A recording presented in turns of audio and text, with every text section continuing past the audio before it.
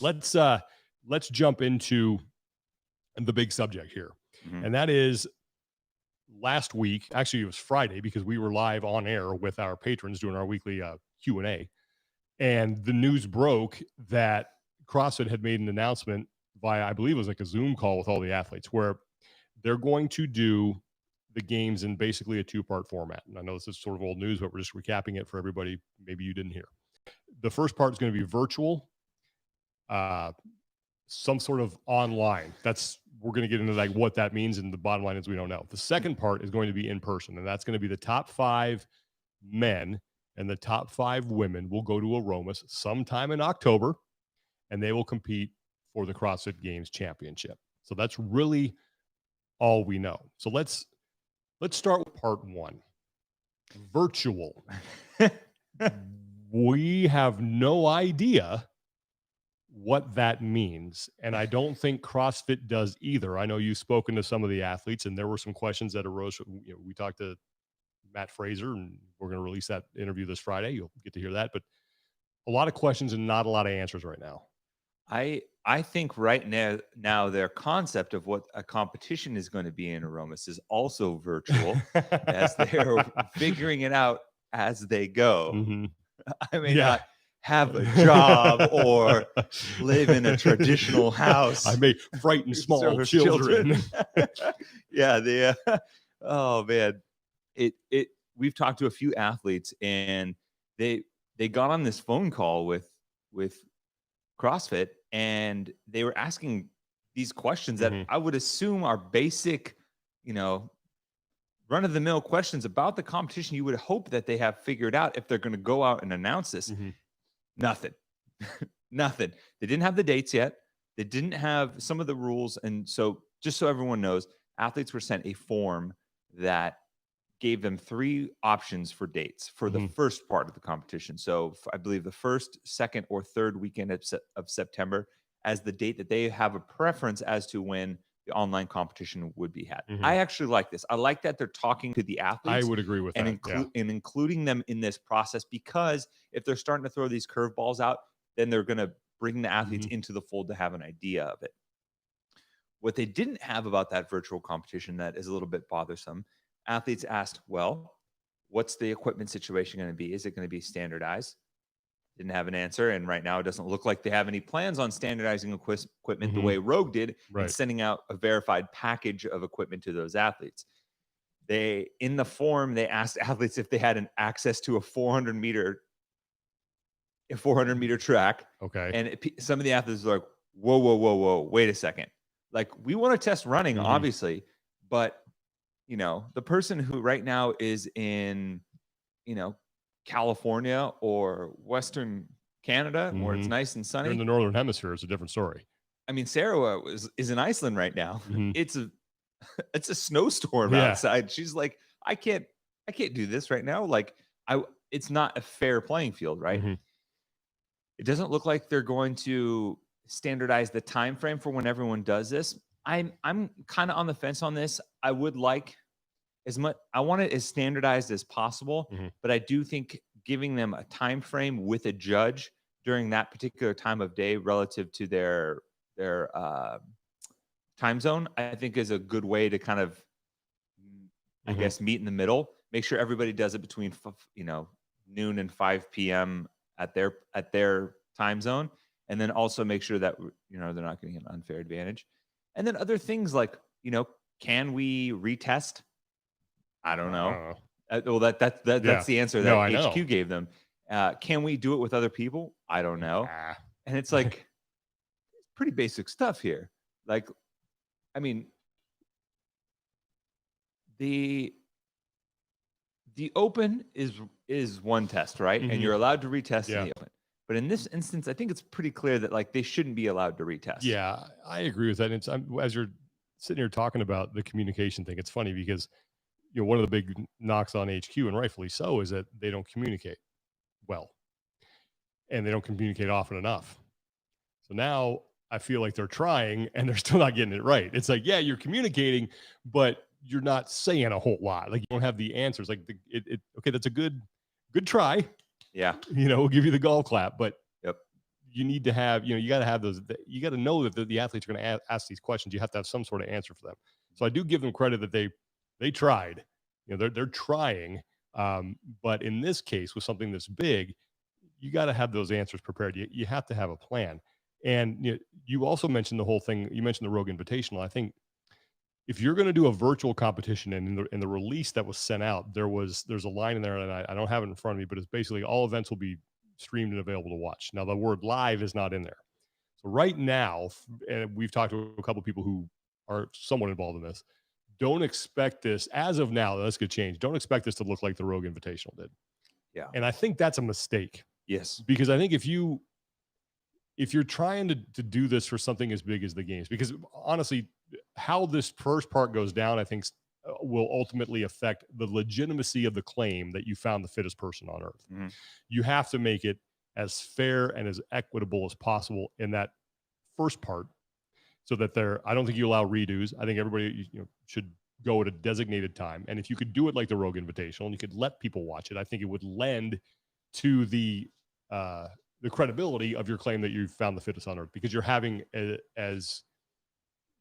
I shouldn't say traditional. You're having as fair a competition as you can have under the circumstances right now before you get everybody to Aromas. So that's a little disappointing. Hopefully that changes, but they got to find a way to, it would be great if you were able to watch it. Now, maybe streaming means that the athletes are just going to record it with their phones and they're going to put it up the website and people will be able to watch it. But then you get all the Monday morning judges and all that stuff and complaints. That's why I think that this has got to kind of be done as live as possible. So if this is the games, and if you're going to do something along the lines of what the Rogue Invitational did, it better be as good, if not better. Yeah. So, and I don't think it's going to be that. I could be wrong, but right now it doesn't seem like they have the pieces in place to make that happen. No.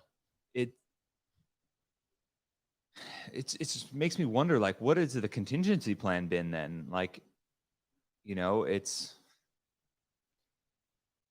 feel like HQ uses and a lot of people online use the fallback of unknown and be prepared for the unknown and unknowable as like this catch-all way to justify just about everything. Well, then what about CrossFit HQ? Like, I don't want to unnecessarily harp on them, but like, this has been a looming problem for months. And the minute the Rogue Invitational happened, if I'm HQ, I'm on the phone with them. Hey guys, like, I know there was some issue in Rogue was like, hey, we're going to work with the game staff when the Greg stuff happened. But why not be on the phone with Bill and Katie? Hey guys, you guys crushed it. We want to learn and build off of that. And we want to do something similar. How can we best, be respectful of your intellectual property, and at the same time use this as a jumping off point to give us a viable option going forward. And it's kind of frustrating to see that when we're talking about trying to keep the legitimacy of the games, and there are people with history at stake. Yeah. That does no service to them. Right. And it's just a little frustrating, and here's the thing. I guarantee you HQ is out there asking for patience. We need your patience. We need your patience. I heard this statement from someone that I talked to about it, and they said they're kind of relying on their reputation to justify to people why they should be patient and why ultimately it's going to be good, which is backwards. They should be doing what's good and giving people reasons to be patient as a means to build their reputation. Right. It's flipped, right? So I'm really hoping for the best, and I really hope that the test. So this is where I think Dave and the team can do a great job programming wise, because I thought Rogue did a really great job programming wise, and I think Dave and the team can make up a lot of ground providing quality programming, and hopefully figuring this out in the next couple of weeks and giving the athletes notice. They've been hanging in the wind for months now, and that's and HQ might be being like, well, so are we. Yeah, but you're the organizer. Right. You know, that's not on the athletes. Yeah. No, and I hope that whatever this format is, and if it's not done live to where everybody can watch it, or not everyone's going at the same time, how do you keep people from knowing each other's scores? Because that's another element, I think, of the Open that you cannot have here. I mean, I get that when you're at the games, if you go in a later heat, you have that advantage. Yeah. Totally fine. But it's not like you have hours or days to prepare and test and do all that stuff. So there's got to be a way to keep that element of, the leaderboarding and the gaming, and someone posts a score and then everybody knows. You got to get rid of that too. Like, you got to keep all the scores secret, release them at the same time.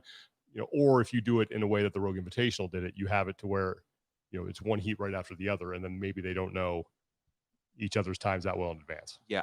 I wonder if, and here, this is kind of brainstorming a little bit. I wonder if they could give a window, right? This is a 6-hour window. You have to get these workouts in for this day. It's like you have this, they send out a video packet, recording package or whatever. You have to record your workout. They're sending L1 seminar staff like verified judges, which I like. And I think that's good. Rogue did that as well. You got to do the workouts. You got to film them, send them back to HQ, upload them or whatever. And then I think HQ just like multicams it, drops them into a timeline, multicams it, puts it out. You could do that. I think that's a good solution. But I mean, and then that way you control how people know scores. And the tough thing though is, if you do that, you want to make sure athletes have at least once the scores are in, they have an understanding of where their standings are. Yes. So, and you give them an option to appeal whatever they need to do. I mean, an on-site judge can certainly help that. But the other thing, I think you have to have some sort of standardization of the floor. Yeah. You have to have some sort of general layout, because there's always those workarounds where people, you've seen it, like they put the rower in the doorway, and then they had they just jump right up and they do the toes bar. Yep. You can't have that going on. Yeah. That's none of those shenanigans. Exactly. Yeah. Get your brooms. The question I have, and I actually wrote a piece about that I think is publishing today, is, do you think that Rogue should get their invite back now that HQ has gone online? Yeah. I mean, because that was the big argument as to why, or that was the argument as to why Rogue couldn't have their invite, is because it wasn't a traditional in-person competition. And, it was, we're going to still let you be sanctioned, but you're not going to get an invite. And now, well, you're doing the same thing. So shouldn't we, if we're give that invite? But who would get that, by the way? Carolyn Prevost. Okay. And Adrian Moonweller. It's like two established games athletes. And it's like, okay, if HQ is saying, hey, we're willing to bend the rules, but not for you, just for us.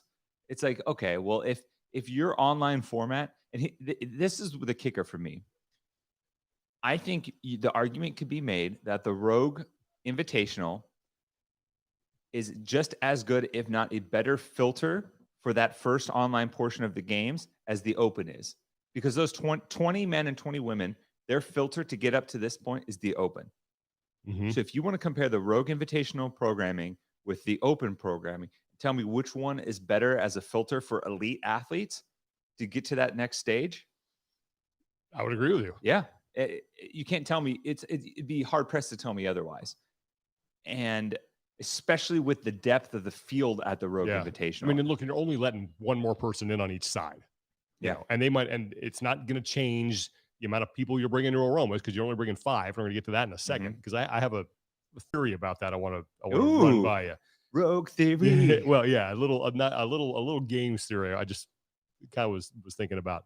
But yeah, I think given that logic, yes, they should now get that invite back. And Prevost was one of those athletes who was on the bubble. Yeah. And that's another thing. It's like, there's athletes out there going, hey, I'm on the bubble. I don't know if I'm going yet. Can someone please tell me? And we were talking to Matt Fraser, and again, you guys will hear this interview on Friday. He said, I just want to know what the rules are, and then I'll come up with my plan of attack. Just tell me what's going on. And we still don't have, we don't have dates for the qualifier, don't have dates for the games. But we have a skeleton structure. Yep. Like Kirk Cameron as Mike Seaver, this is what we call growing pains. Oh, well done. A growing pains reference. Yes, didn't think you'd get that one. I did not. I thought that was going to go some weird turn to a Marvel reference, but you took it right into big Alan Thicke fan. Canada's own. Yep. Alan Thicke. But let's now get to the second part of this, because we don't have a whole lot of answers to the first. And the second part is, you're only bringing 5 men and 5 women to the ranch to compete for the title of fittest on earth. So I at first glance, I was like, yeah, that doesn't seem like enough. And I understand the safety protocols, and it makes it, when you only have that many people, it makes it much easier to adhere to whatever the local rules are, and to whatever the safety protocols are that you're going to put in place to make sure that you're not, people aren't coming in contact with someone who might be infected, and you can keep that bubble a lot more tight, and you can keep it a lot more clean and safe. So I totally understand that. But if you doubled that and you brought 10, I mean, it still seems you have enough. Like, I don't see that overtaxing the system. Yeah, this is where I think CrossFit can improve on the communication. Let people know why 5. Right. Does it? Oh, we have restrictions on how many people. Okay. Or we want to make sure that we have a buffer just in case they reduce. Okay. Or hey, we really want 5 as the key element, so we can run 10 at a time, 1 heat. We don't have to worry about it. Narrow the scope of whatever it may be. Like, this is where the communication comes into play. And that actually, I think this is where the PFAA will provide dividends coming in the future. Yeah. And that's another thing that we were talking about last week. It wasn't, I don't think we did it on air, but after we started, mulling this thing over a little bit, it's like, this is exactly the kind of thing that the PFAA was created to handle. And I don't know if I know they're still very much in their infancy. So I don't know if they're organized enough to sit down at the table with Dave and company and say, hey, let's hammer this out. I don't know if you have the time to do that right now. And this is obviously a very unique situation that hopefully we will not face again in any of our lifetimes. But yeah, I mean, you would think that when it comes to them fairness, well, that applies to what's going on with the online portion. Like, they should have, they should definitely be jumping into that conversation if they're even allowed to. And yeah, they should. I would anticipate them, if they had more kind of lead up time to this, because I know they're still, again, getting off the ground. It would seem like they would have some sort of say in what is going on here, because there are a whole lot of issues with this thing, and that's why I'm still surprised that the goal isn't to make it look like something like the Rogue Invitational. Because given the circumstances, I think that's as fair as possible. Yeah. The other question is, and I mentioned to you the other day, that I actually saw. I'll give credit to Armin for questioning the drug testing. That's a great point. Yeah. Like, what is the drug testing protocol for all this? It's well, couldn't they technically test them on site after they do their? They could, but then they know it's coming. Yeah. And it's also like, what has been going on for the last 4 to 5 months? Yeah. Yeah. It's like, with everybody in lockdown, I mean, use the example, like, what if Left Harris never went to Dubai? Yeah. Left Harris would be he'd be cycling off right now, but yeah. Especially for this online portion. Yeah. Right. That's a good point. And I would hope, and this is where, like, things need to be above board, and like, hey, we can still send people. Like, I would hope that Drug-Free Sport or WADA or whatever, because they use the same labs, and I would hope that they're able to have representatives in countries that they can still send to you physically instead of having to fly someone out there or whatever. But who knows? Yeah. But let me float this by you. Okay. As far as the 5 people on each side, 5 men, 5 women. Okay. And this comes from my couple things. First is the statement that we've heard, and I don't know if it was made officially, but the sentiment that they want to get the games back on a network partner, back on television. And then, so I said, all right, that makes sense. You want to do that. Why wouldn't you want to do that? Of course. The second part then comes from my perspective, and you've been involved in this, of I think 8 years that we did post-production shows for ESPN and CBS Sports Network and CBS, is that if you have 5 men and just 5 women, and you're looking to do post-production shows and do something what that means for everybody who doesn't know is that that's a show that you would shoot the competition live. You would bring all that video back. You would edit it together into like 4 or 5, 1-hour shows, whatever it is. Well, if you're trying to do that, 5 people makes it you can tell a lot more compelling stories. You're not going to skip over any athletes. Everybody's going to get his or her airtime. And it starts to now, and I don't want to use we're going to talk about the Titan Games here in a second, but for their final show, they had 3 men and 3 women. It was an hour, and they didn't have as many events as the games would have. But it makes it much easier for you to tell athletes stories, to really get into, what their backgrounds are. And it makes it very easy to follow for someone who is not steeped in, CrossFit knowledge. So if you're just a casual viewer, out of 5 people, you can follow that. I'm not saying that had anything to do with it, but just keep that hip pocket, Tommy. Yeah. In case and they're thinking about doing something like that, and they want to make a big splash. This makes it very easy to put together and to sell to a non-CrossFit audience, as opposed to having 40 men and 40 women. And the trouble of when we would do those shows of having to pick, okay, when do we tell this person's story? And when do we tell this person? Because this guy did start it off really well and then phase off. So do we tell it early? Do we even bother? You don't have to make those decisions anymore. It's all about these 5, and we're going to tell a great story. Now I'm not saying that, again, should not be the main factor of how you're determining this competition, because their goal has always been to put on the best competition possible. But does it play in? I don't know. Yeah, maybe. That's juicy, Sean. That's a great. I didn't think of that.